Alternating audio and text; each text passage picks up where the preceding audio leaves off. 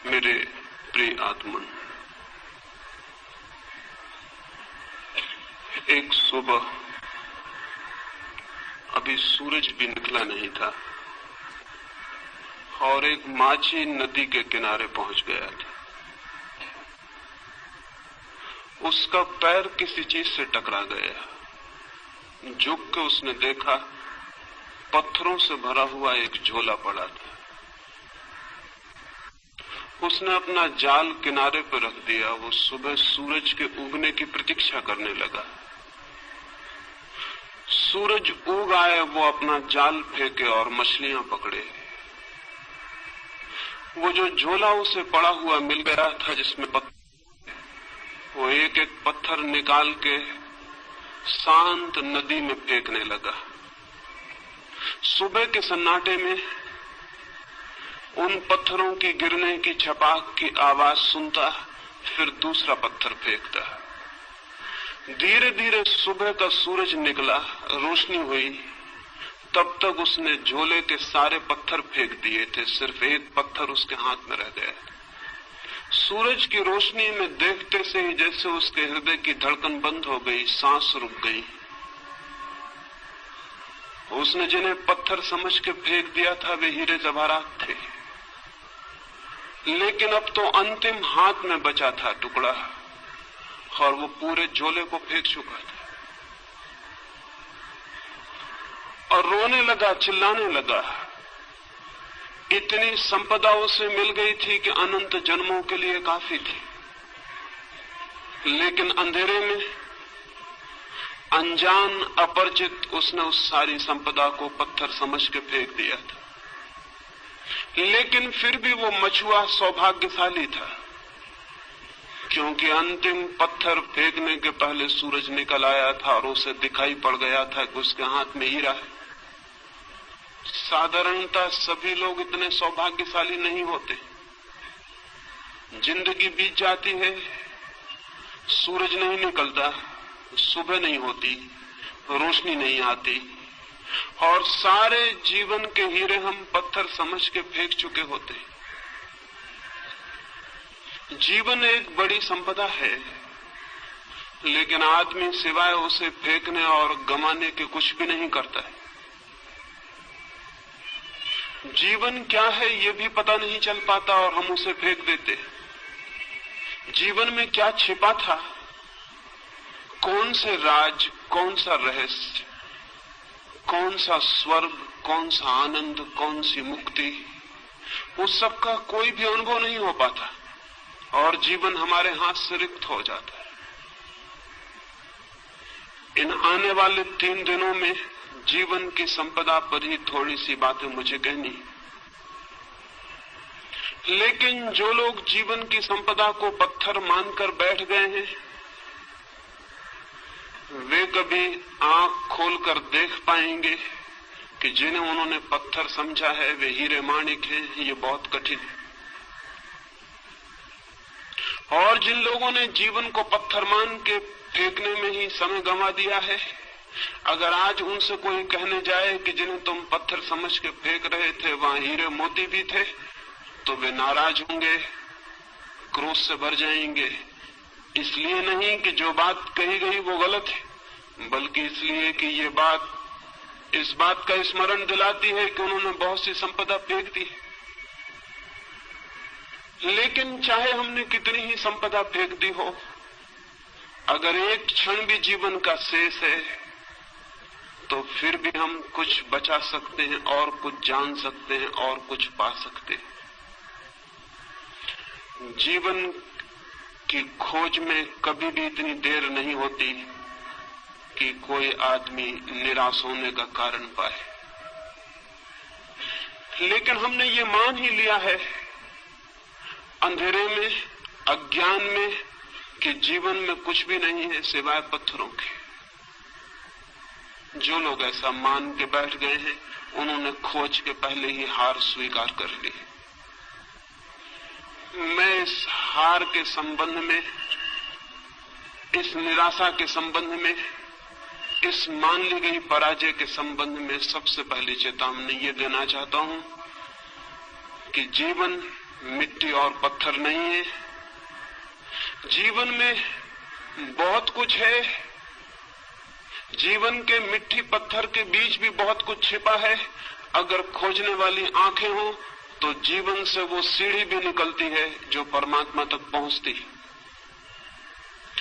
इस शरीर में भी जो देखने पर हड्डी मांस और चमड़ी से ज्यादा नहीं है, वो छिपा है जिसका हड्डी मांस और चमड़ी से कोई भी संबंध नहीं। इस साधारण सी देह में भी जो आज जन्मती है, कल मर जाती है और मिट्टी हो जाती है, उसका वास है जो अमृत है, जो कभी जन्मता नहीं और कभी समाप्त भी नहीं होता है। रूप के भीतर अरूप छिपा है और दृश्य के भीतर अदृश्य का वास है और मृत्यु के कुहासे में अमृति की ज्योति छिपी हुई है। मृत्यु के धुएं में अमृत की लौ भी छिपी हुई है, वो फ्लेम, वो ज्योति भी छिपी हुई है जिसकी कोई मृत्यु नहीं। लेकिन हम धुएं को देखकर ही वापस लौट आते हैं और ज्योति को नहीं खोज पाते। या जो लोग थोड़ी हिम्मत करते हैं वे धुएं में ही खो जाते हैं और ज्योति तक नहीं पहुंच पाते हैं। ये यात्रा कैसे हो सकती है कि हम धुएं के भीतर छिपी हुई ज्योति को जान सके, शरीर के भीतर छिपी हुई आत्मा को पहचान सके, प्रकृति के भीतर छिपे हुए परमात्मा के दर्शन कर सके? ये कैसे हो सकता है? उस संबंध में ही 3 चरणों में मुझे बात करनी। पहली बात, हमने जीवन के संबंध में ऐसे दृष्टिकोण बना लिए हैं, हमने जीवन के संबंध में ऐसी धारणाएं बना ली हैं, हमने जीवन के संबंध में ऐसा फलसफा खड़ा कर रखा है। उस दृष्टिकोण और धारणा के कारण ही जीवन के सत्य को देखने से हम वंचित रह जाते हैं। हमने मान ही लिया है कि जीवन क्या है, बिना खोजे, बिना पहचाने, बिना जिज्ञासा किए हमने जीवन के संबंध में कोई निश्चित बात ही समझ रखी। हजारों वर्षों से हमें एक ही बात मंत्र की तरह पढ़ाई जा रही है कि जीवन असार है, जीवन व्यर्थ है, जीवन दुख है। सम्मोहन की तरह हमारे प्राणों पर यह मंत्र दोहराया गया है कि जीवन व्यर्थ है, जीवन असार है, जीवन दुख है, जीवन छोड़ देने योग्य है। ये बात सुन सुन के धीरे धीरे हमारे प्राणों में पत्थर की तरह मजबूत होकर बैठ गई। इस बात के कारण जीवन असार दिखाई पड़ने लगा है, जीवन दुख दिखाई पड़ने लगा है। इस बात के कारण जीवन ने सारा आनंद, सारा प्रेम, सारा सौंदर्य खो दिया है। मनुष्य एक कुरूपता बन गया है, मनुष्य एक दुख का अड्डा बन गया है। और जब हमने ये मान ही लिया है कि जीवन व्यर्थ है, असार है, तो उसे सार्थक बनाने की सारी चेष्टा भी बंद हो गई हो तो आश्चर्य नहीं।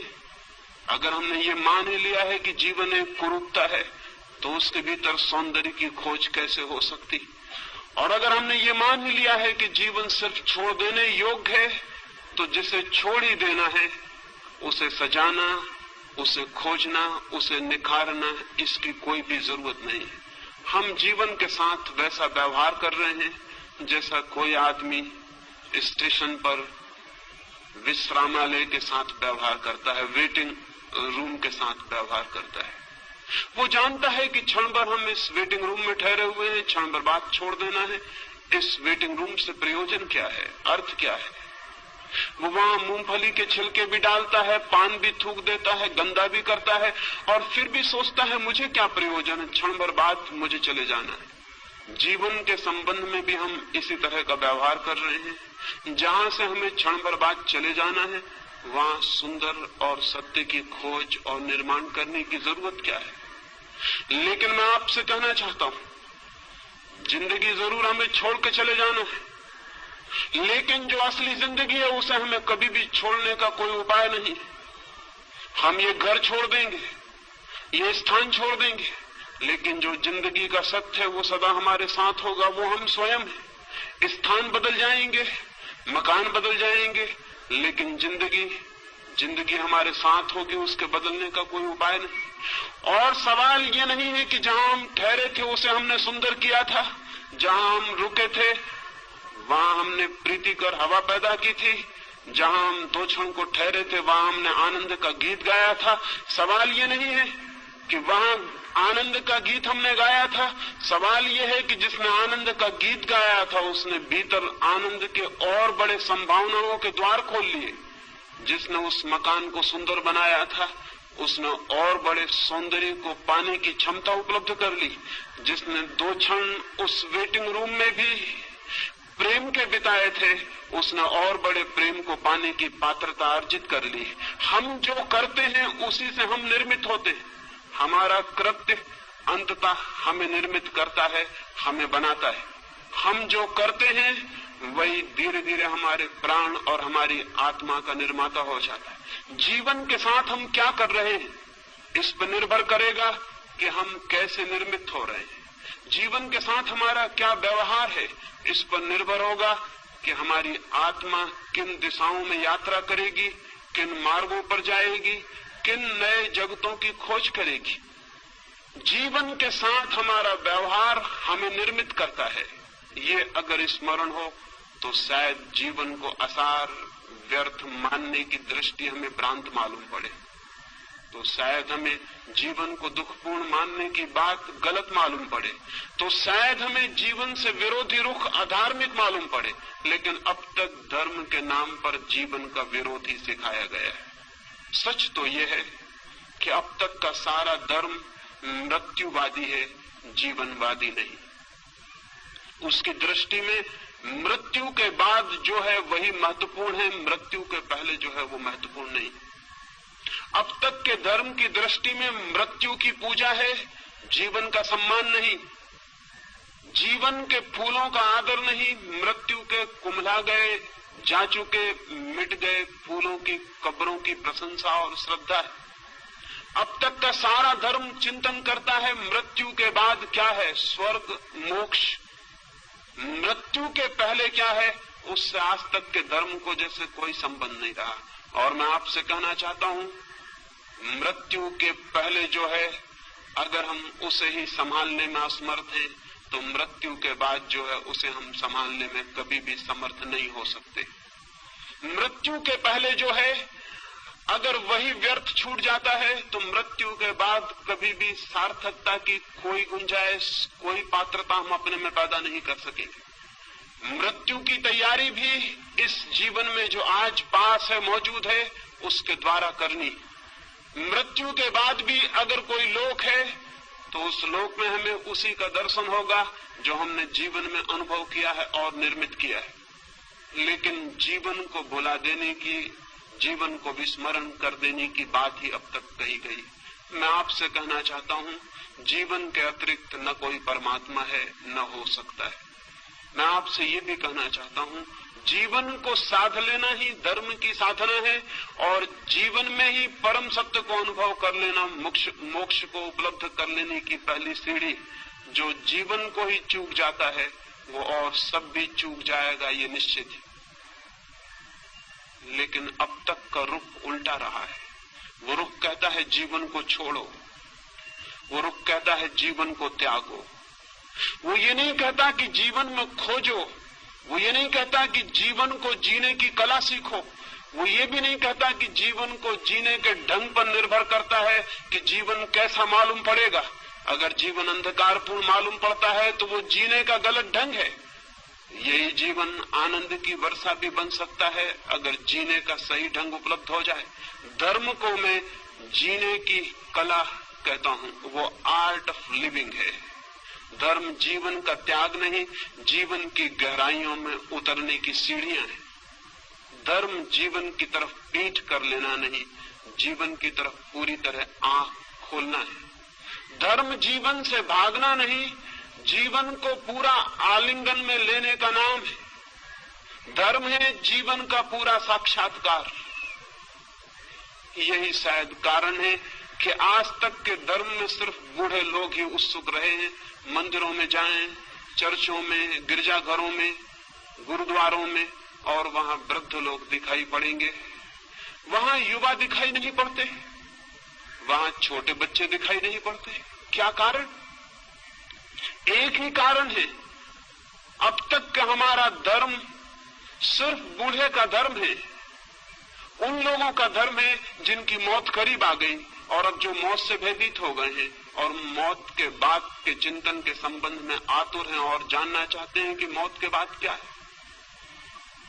जो धर्म मौत पर आधारित है वो धर्म पूरे जीवन को कैसे प्रभावित कर सकेगा? जो धर्म मौत का चिंतन करता है वो पृथ्वी को धार्मिक कैसे बना सकेगा? वो नहीं बना सका। 5000 वर्षों की धार्मिक शिक्षा के बाद भी पृथ्वी रोज अधार्मिक से अधार्मिक होती चली गई। मंदिर है, मस्जिद है, चर्च है, पुजारी है, पुरोहित है, सन्यासी है, लेकिन पृथ्वी धार्मिक नहीं हो सकी है और नहीं हो सकेगी, क्योंकि धर्म का आधार ही गलत है। धर्म का आधार जीवन नहीं है, धर्म का आधार मृत्यु है, धर्म का आधार खिलते हुए फूल नहीं है, कब्रें हैं। जिस धर्म का आधार मृत्यु है वो धर्म अगर जीवन के प्राणों को स्पंदित न कर पाता हो तो आश्चर्य क्या है? जिम्मेवारी किसकी है?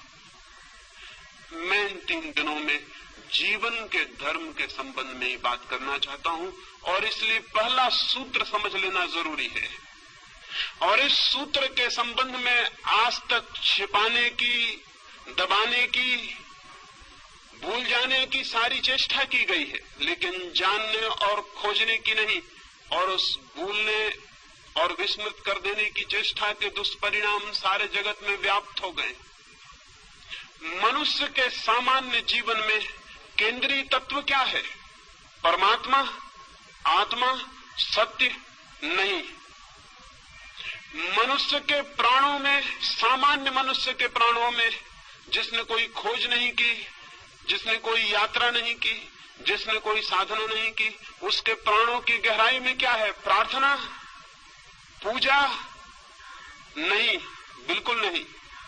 अगर हम सामान्य मनुष्य के जीवन ऊर्जा में खोज करें, उसकी जीवन शक्ति को हम खोजने जाएं, तो न तो वहां परमात्मा दिखाई पड़ेगा, न पूजा, न प्रार्थना, न ध्यान, वहां कुछ और ही दिखाई पड़ेगा। और जो दिखाई पड़ेगा उसे भुलाने की चेष्टा की गई है, उसे जानने और समझने की नहीं। वहां क्या दिखाई पड़ेगा? हम आदमी के प्राणों को चीरें और फाड़ें और वहां खोजें। आदमी को छोड़ दें, अगर आदमी से इतर जगत की भी हम खोजबीन करें तो वहां प्राणों की गहराइयों में क्या मिलेगा? अगर हम एक पौधे की जांचबीन करें तो क्या मिलेगा? एक पौधा क्या कर रहा है? एक पौधा पूरी चेष्टा कर रहा है नए बीज उत्पन्न करने की।